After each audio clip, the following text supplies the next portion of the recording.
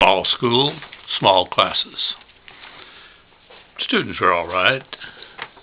They were a lot like the kind of students that I'd be on the school with, including myself. Some were very good students, and a lot were just kind of tolerating the fact that, okay, I'm here and I got to do enough to keep out of trouble. Well, small schools, small communities, everybody wants to meet the teachers, so they had a back to school night. Can't remember if the school ran that. I think they did.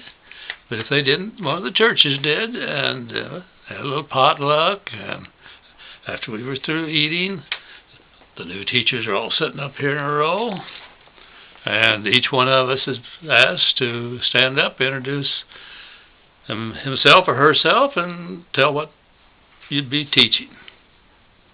But when it came my turn, as I stood up, tried to, with my legs just as I stood, tried to pop the chair back away, and it didn't move. It was pretty uncomfortable pushing against it. I couldn't stand as straight as I would have liked to, the old soldier.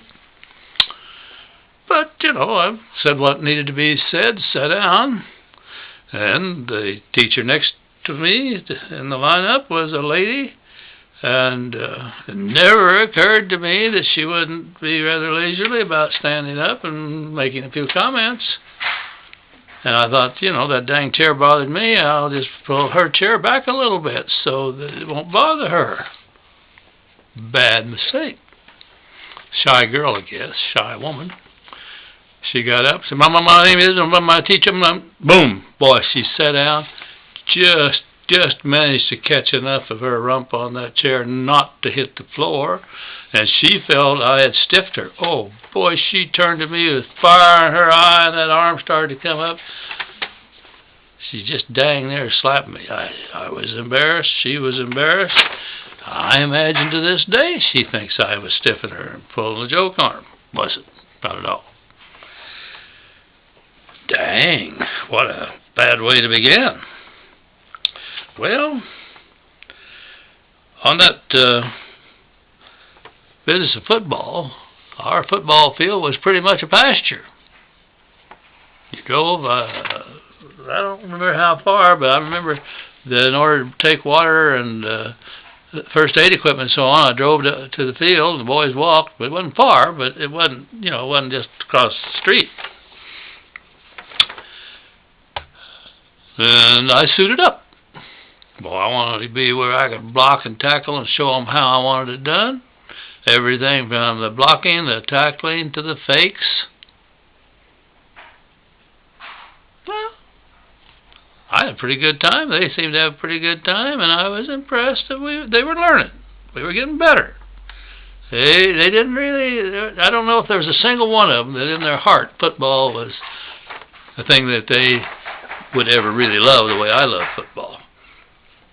The kids one day, wasn't unusual as we'd be practicing that a parent would drop by and just park and watch for a while. I suppose Mr. Wogman came down and parked and watched once in a while.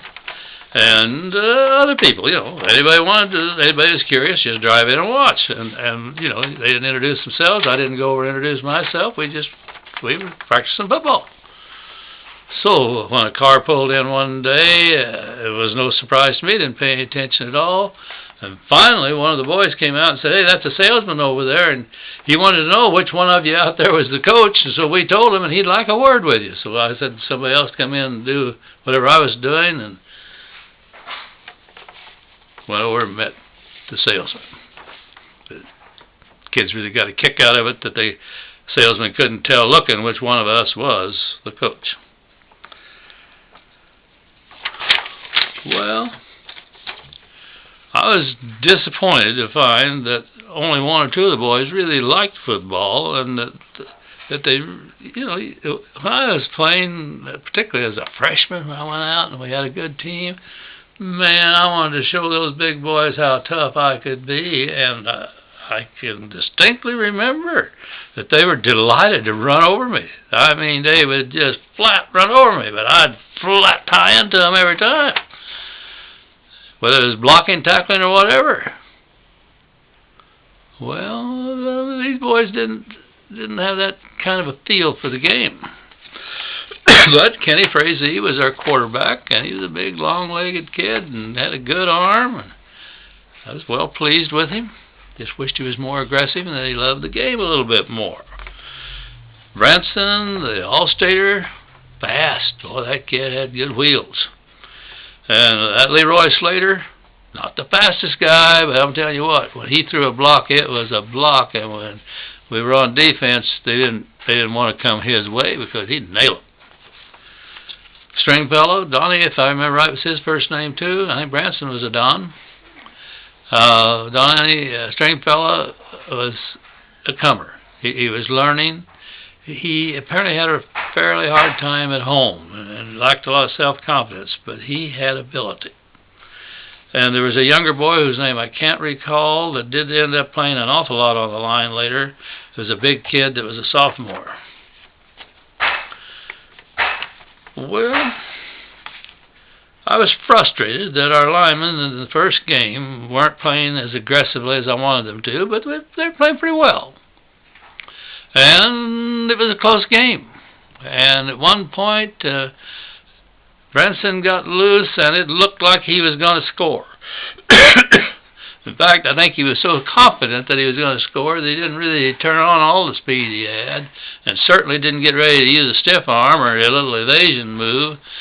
And this safety, a much younger kid, a much slower kid, a kid that Donnie, I think, just felt like, hell, he can't get me. Nailed him. Diving tackle.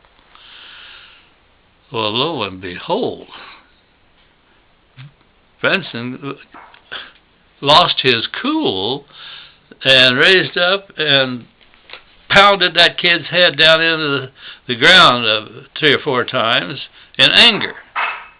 If I'd been the official, he'd have been out of the game, and I don't think he threw him out. I think we just got a penalty.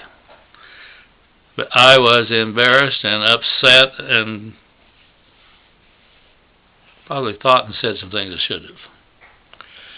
Well, the season was underway. The teaching was going well. The football wasn't going as well as I wanted it to, but they were getting better.